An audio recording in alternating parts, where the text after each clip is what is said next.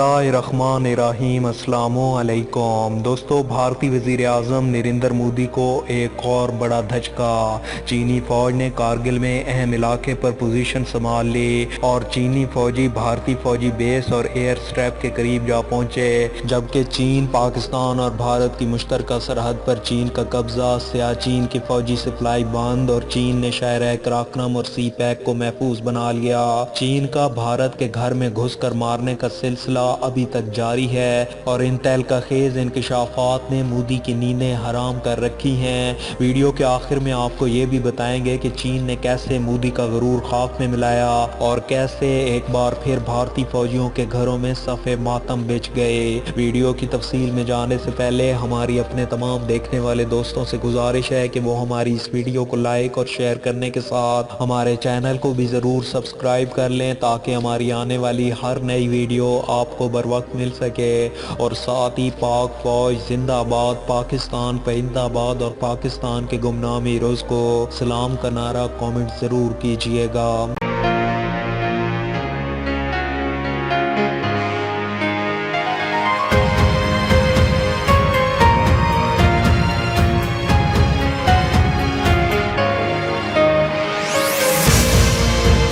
दोस्तों, चीन ने भारत को एक और बड़ा झटका दे दिया। लद्दाख के बाद भारत कारगिल से भी गया।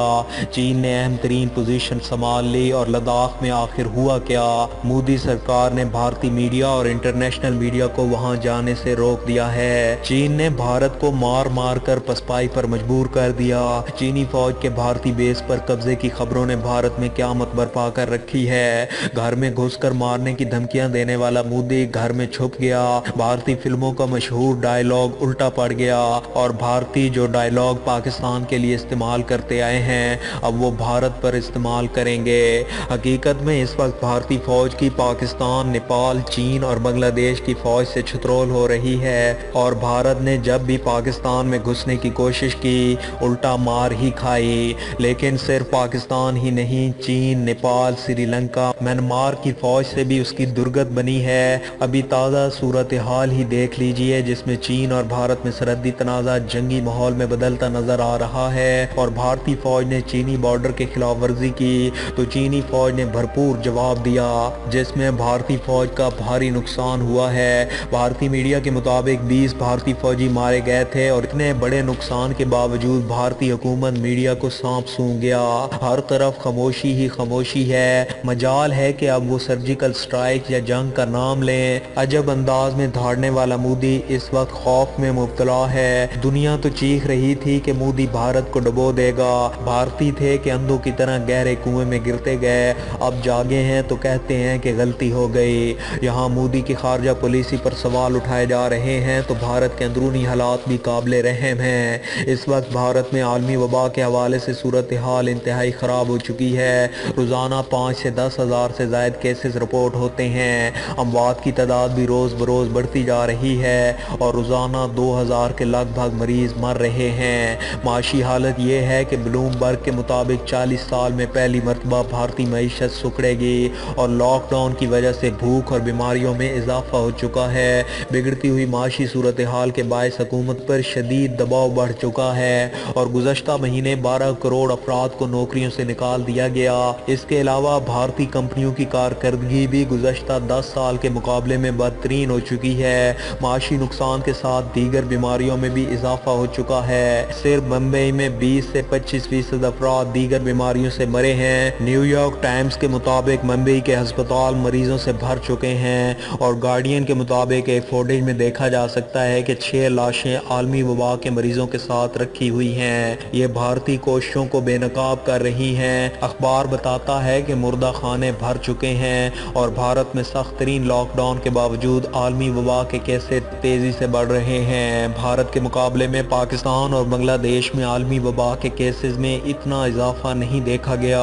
मोदी आलमी वबा का मुकाबला करने के बजाय हमसायों के साथ पंगा ले बैठा है। मुसलमानों के खिलाफ प्रोपेगेंडे पर लगा हुआ है और ये तासुर देने की कोशिश की जा रही है कि आलमी वबा फैलाने की वजह मुसलमान हैं। भारतीय दानिश्वर कहते हैं कि मोदी सरकार मुसलमानों के खिलाफ नस्ल कशी की तैयारी कर रही है। ऐसी ही तैयारी जैसे नाजियों में یہودیوں پر بیماری پھیلانے کا الزام لگا کر کی گئی تھی۔ لاک ڈاؤن کے دوران بھوک اور افلاس کا عالم دیکھ کر انسانیت شرما گئی۔ کوئی ننگے پیر سینکڑوں میل پیدل سفر کر کے گھر پہنچا تو کسی کو بھوک نے مردار کھانے پر مجبور کر دیا۔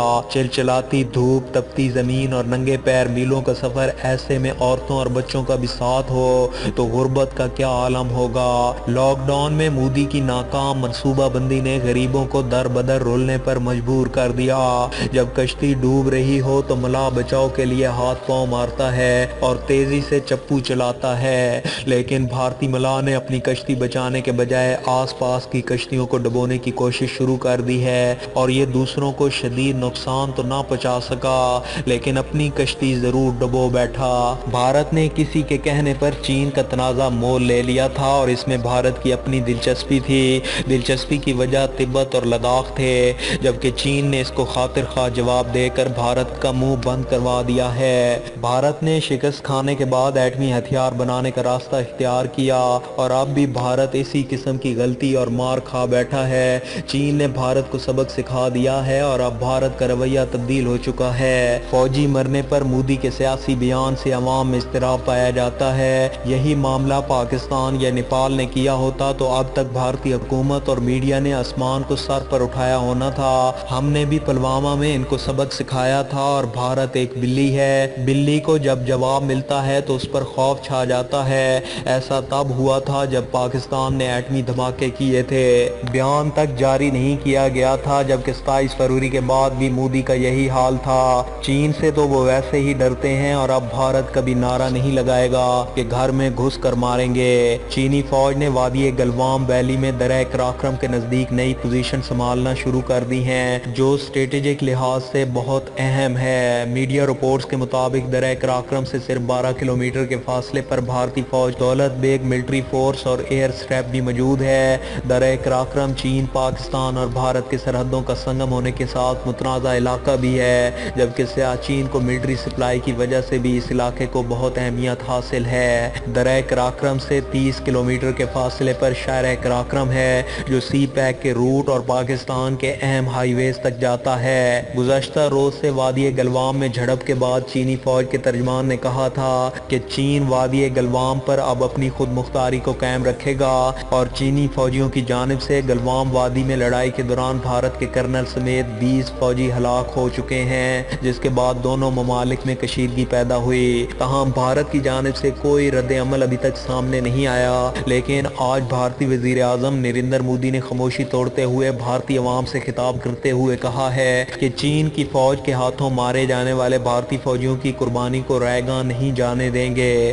الجزیرہ کی رپورٹ کے مطابق عوام سے خطاب کرتے ہوئے بھارتی وزیر اعظم نریندر مودی نے زور دیتے ہوئے کہا کہ چین کے ساتھ اختلافات کو تنازعات میں تبدیل نہیں کرنا چاہتے۔